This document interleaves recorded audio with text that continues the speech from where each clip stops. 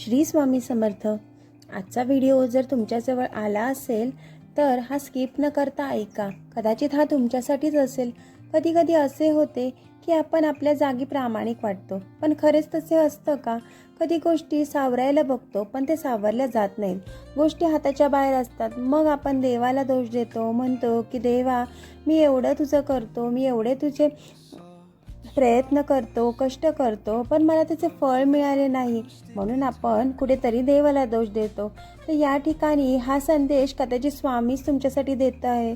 तर video skip न करता पूर्ण ऐका, म्हणजे तुम्हालाही कुठेतरी तुम्ही या व्हिडिओमध्ये नक्कीच दिसेल। बघा, म्हणजे एक साधी मुलाचीच परीक्षा का असेना, एक उदाहरण देते। आमच्या बाजूला एक मुलगा होता। एका मार्काने 12वीला BMS मेरिट चुकले। निराश झाला, कारण त्याला डेंटिस्टचं BDSला ॲडमिशन मिळत होते, पण त्याला BMSला जायचं होतं। आई वडील नाराज, काय करावे? कोणीतरी म्हणाले, पुन्हा 1 वर्ष घे, पुन्हा प्रयत्न कर, बघ यावेळेस कष्टाचे फळ मिळेल।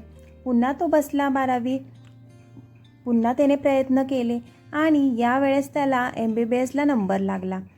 घरातले आणि आईवडील सगळेच खुश झाले। बघा, 1 वर्ष त्याचं वाया गेलं, पण याच ठिकाणी त्याच्या पूर्ण प्रयत्नाने त्याला BMS न मिळता MBBSला ॲडमिशन मिळालं।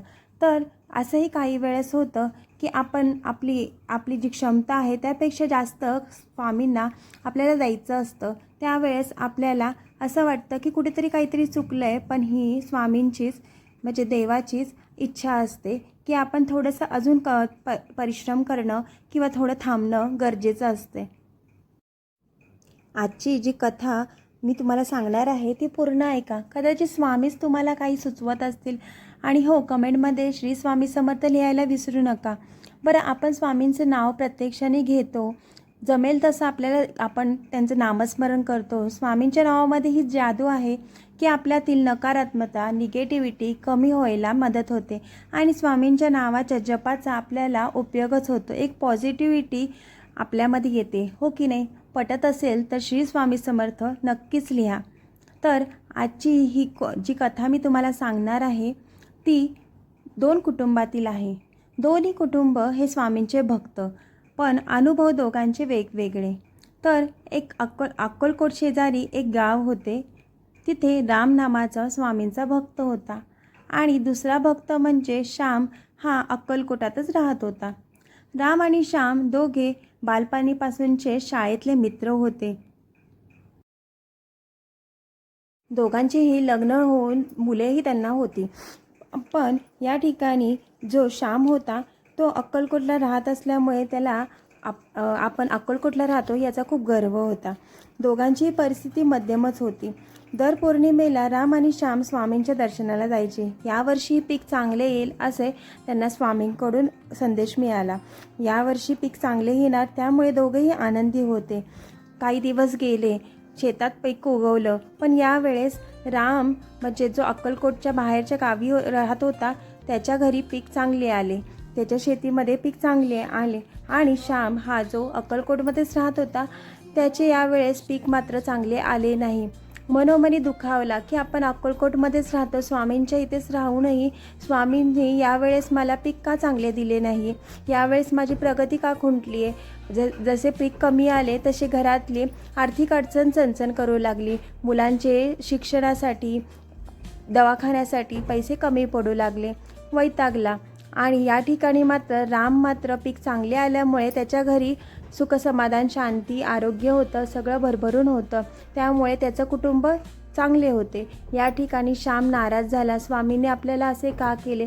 त्याने बायकोलाही विचारले, का आपण अक्कलकोटात राहतो, स्वामींच्या जवळ राहतो, तरी स्वामींनी आपल्याला यावेळेस का बरं पीठ चांगले दिले नाही? बायको काहीच म्हणाली नाही। त्याची जी पत्नी होती यावर काहीच तिला बोलता आले नाही। ती फक्त म्हणाली की स्वामींवर विश्वास ठेवा, स्वामी नक्कीच चांगलं करेल। पण तो मनोमनी दुखावला, नाराज झाला, त्याचा गर्व कुठेतरी कमी झाला। पत्नी म्हणाली की आपल्याला आर्थिक अडचण जाणवत आहे, तर तुमच्या मित्राकडून म्हणजेच रामकडून काही पैसे उसने घेता का? तो त्या गोष्टीवर विचार करू लागला आणि त्याने त्याच्या मित्रासोबत हे विषय मांडला आणि त्याच्या मित्रानेही काही न बोलता त्याला पैसे उधार दिले। पुढच्या पौर्णिमेला दोघेही स्वामींच्या चरणी नतमस्तक व्हायला गेले. त्यावेळेस श्याम थोडासा नाराज होऊन स्वामींना म्हणाला, स्वामी मी अक्कलकोटातच राहतो, तरी यावेळेस मात्र तुम्ही माझ्यावर प्रसन्न का नाही झाला? यावेळी माझे पीक का चांगले आले नाही? आणि राम हा बाहेरगावी राहतो, अक्कलकोट असून राम राहतो, तरीही तुम्ही त्याचे पीक चांगले उगवू दिले आहे. असे का बरे झाले स्वामी? मला का आर्थिक अडचण जाणवू लागली? तर स्वामी म्हणाले, तुला आठवतं आहे का, तुझ्या घरी रात्री संध्याकाळच्या वेळेस जेव्हा भिकारी काही मागायला येतात, काही तुझ्या दारावर येतात, त्यावेळेस तू त्यांना तिन्ही सांज म्हणून काहीच वाढत नाहीस. पण तुला माहिती आहे का, ते जो गरीब तुझ्या दारावर येतो तो कुठल्या तरी मीच त्या रूपात आलेला असतो आणि त्याला तू काहीच न देता तसेच पाठवून देतो. हे असे तुझे करणे आणि हा तुझा गर्व हा कुठेतरी मला खोचत होता. त्यासाठी तुला कदाचित तुझे हे कर्मामुळे तुला हे दिवस आलेले आहेत. थोडा धीर धर आणि तुझा हा गर्व कमी कर. गर्व करणे हे कधीही चांगलेपणाचे लक्षण नाही आणि तू नेहमी तुझ्या मित्रावर तू मोठापणा दाखवत होता की मी अक्कलकोटमध्ये राहतो. ही गोष्ट मला खटकली. माझा जो भक्त आहे तो अक्कलकोटमध्येच राहू की अक्कलकोटच्या बाहेर राहू, मला सर्व भक्त सारखेच आहेत. आणि त्यावेळेस श्यामला लक्षात आली आपली चूक आणि त्यांनी स्वामींच्या चरणी आपले नतमस्तक जोडले आणि त्यांची माफी मागितली की स्वामी, यापुढे मी असे कधीच होऊ देणार नाही, मी कधीच गर्व करणार नाही. आणि स्वामी तथास्तु म्हटले. त्याच्याच काही दिवसानंतर त्याच्या मुलांचा निकाल लागला आणि त्याचा मुलगा जो मेरिटमध्ये 12वीला होता तो छान मेरिटमध्ये नंबर आला. त्याच वेळी त्यांना जाणवलं की आपल्या मुलाचेही चांगले कल्याण झालेले आहे. अशा प्रकारे स्वामींनी या ठिकाणी सांगितले की आपण छोट्या छोट्या ज्या गोष्टी आहेत त्यांकडे दुर्लक्ष करतो. आपण कधीही गर्व करू नये. कोणत्याही गोष्टीचा आपण गर्व केलेला कधीही आपण स्वामी भक्तांना स्वामींना हे आवडत नाही. तर अशा कोणत्याही बाबतीत आपण हा विचार लक्षात घ्यावा की एका साईडने आपण स्वामींची भक्ती करतो आणि दुसऱ्या बाजूने आपण गरिबांना दानधर्म करत नाही किंवा गर्विष्ठपणा किंवा कोणाचीही लांडीलबाडी करू नये. या गोष्टी स्वामींना अप्रिय आहेत. तर हा छोटंसं तात्पर्य तुम्हाला या गोष्टीतून मिळालेच असेल. तर ही कथा तुम्हाला कशी वाटली नक्की मला सांगा कमेंटमध्ये. आणि अशाच नवीन नवीन कथा तुम्हाला जर ऐकायला आवडत असतील तर चॅनलला लाईक सबस्क्राईब करायला विसरू नका. श्री स्वामी समर्थ.